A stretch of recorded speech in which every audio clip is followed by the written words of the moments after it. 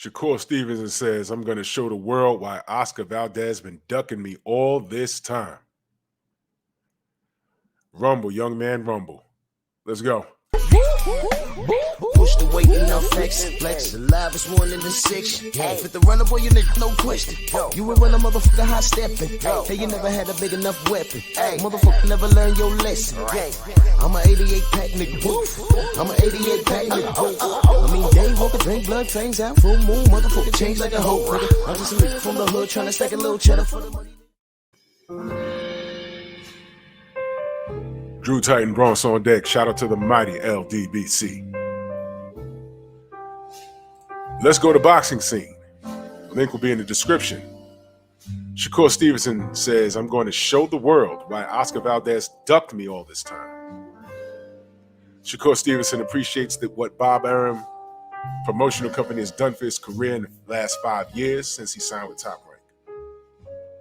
You already know how I feel about Top Rank, but let's just go ahead and read. The highly skilled 2016 Olympic silver medalist has been showcased on ESPN throughout his professional career, became a multi-millionaire, and has won world titles in 2 weight classes. You know, this is written very clever. You know, with Bob Arum having these allegations of racism, which to me are not allegations, but it's quite obvious with the evidence that we've seen.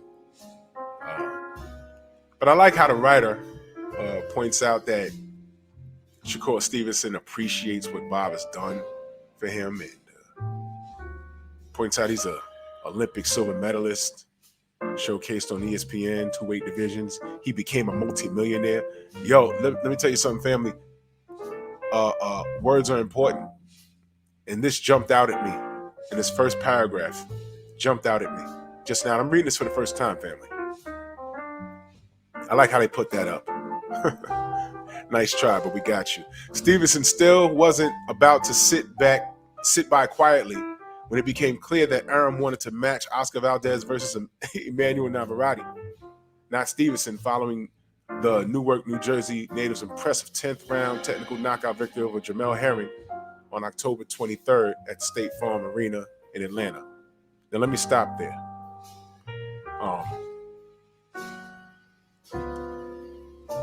Stop the cap.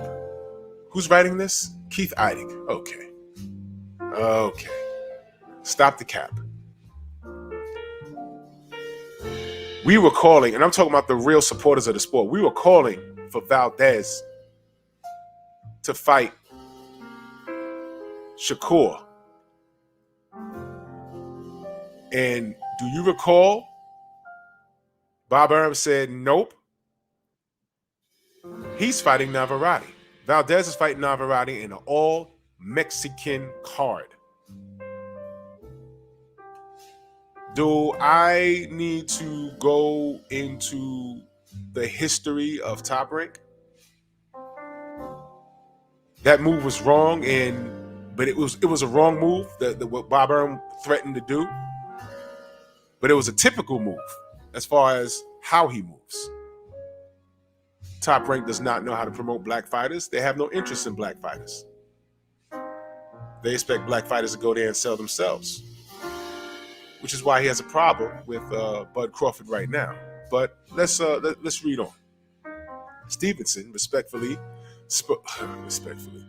I love it. Y'all need to read this article, man. Stevenson respectfully spoke his mind during a post-fight press conference that night.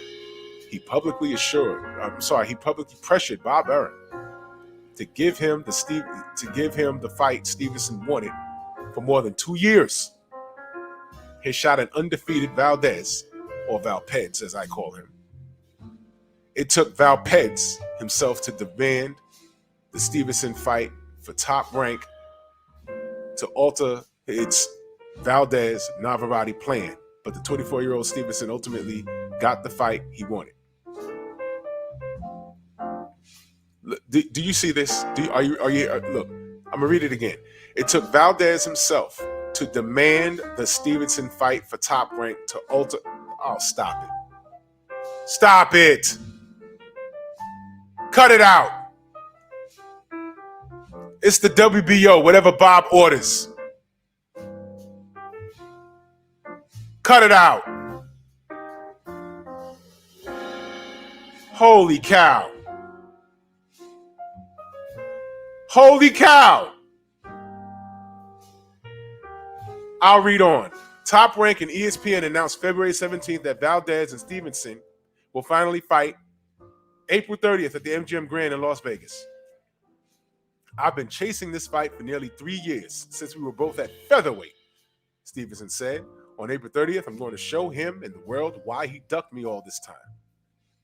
I'm the best young fighter in the world, and I will become unified champion. The 31-year-old Oscar Valdez vacated the WBO featherweight title in 2019 instead of making the mandated defense against the 126-pound crown against Stevenson. So that's one duck. The number one rated Stevenson instead thoroughly outboxed an unbeaten ranked Joet Gonzalez to win that unclaimed championship October 2019. All right, I remember that. Mexico's Valdez became a champion in the second weight class a year ago when he surprisingly picked apart countryman Miguel Berchelt to win the WBC super featherweight title. Valdez batted Berchelt and dropped him in the 4th and 9th rounds before he stepped back and viciously knocked him out with a left hook in the 10th round at the MGM Grand Conference Conference Center in Las Vegas. To me, Berchelt just fought over this weekend, by the way. Looked not good. I think he needs to hang it up. I think that knockout did significant damage. But now there's a cloud over that. I'm going to tell you why if it's not mentioned in this article. There's a cloud over that win for Valdez. Valdez, a 2012 Olympian, wasn't as convincing in his first title defense. He beat Brazil's Robson Fonseca by unanimous decision, yet Fonseca pushed Valdez during much of what was a very impressive competitive 12-round, 130-pound championship match September 10th at the Casino del Sol in Tucson, Arizona. The undefeated Valdez drew criticism prior to his victory over Fonseca because he tested positive for a banned substance almost a month before their fight. Phentermine, a stimulant prohibited both in and out of competition by the Voluntary Anti-Doping Association, VADA, turned up in Valdez A and B samples provided by VADA last August 13th. The Pascua Yaqui Tribe Athletic Commission approved Valdez's license anyway because, like all state and tribal commissions in the United States that are affiliated with the Association of Boxing Commissions, it adheres to the World Anti-Doping Agency's list of banned substances, not VADA's criteria. WADA permits phentermine both in and out of competition. Now, let me take a step back.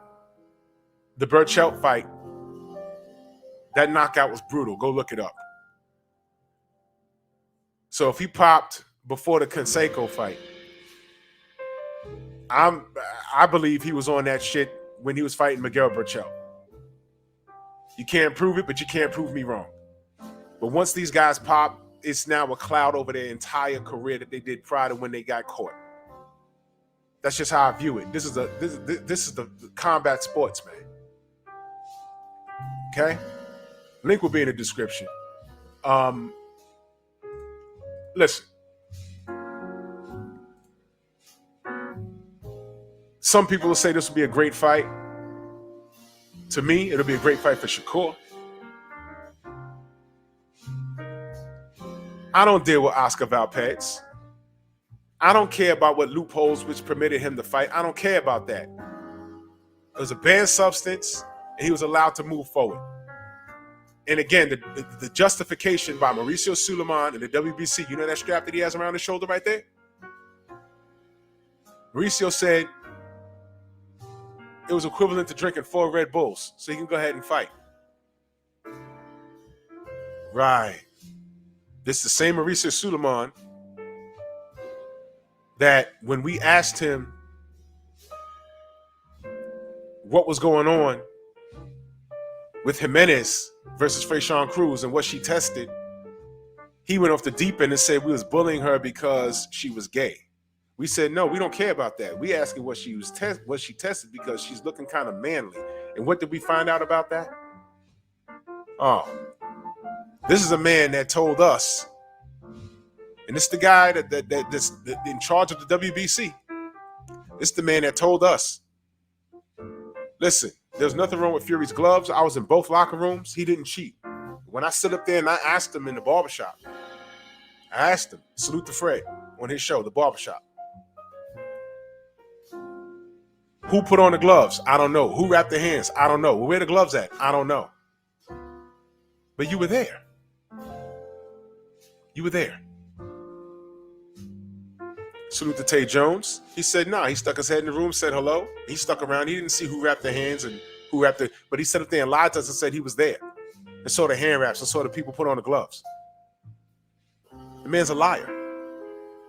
And accused us of trying to hijack an historical night. You don't want to look at those gloves. When we said there was a problem with Fury's gloves.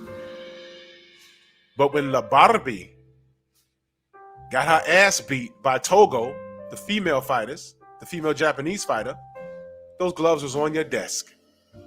Full investigation. All these fighters could run around and say all kinds of weird stuff, and you don't bat an eye. Deontay Wilder says he wants a body on his record. You said you're going to launch an investigation. Right?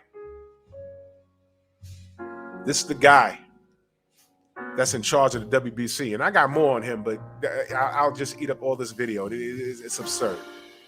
So I said all that to say this. Oscar Valdez represents that sanctioning body. I really don't care for it. And I don't care for Oscar Valdez, Oscar Valdez. Okay? So what I want this young king, Shakur Stevenson, a man that they've done dirty, a young man that when he had that trouble in the street and he was arrested, on BoxRec, they took his Olympic picture off and put his mugshot on his BoxRec. And we had to write emails and told them to change it. It was changed, and then they put it back to the mugshot, and then they changed it again after they had to write emails. This is how black fighters are treated. That's why I'm bringing all this stuff up. I want Shakur to destroy Oscar Valdez because he's a cheater and he's existing off of privilege. I want Shakur to destroy this guy. I want him battered, bloodied, make him quit. That's what I want. Salute to Shakur. Get it done, young king. Tri-state area, East Coast, stand up. Bronx on deck. Move!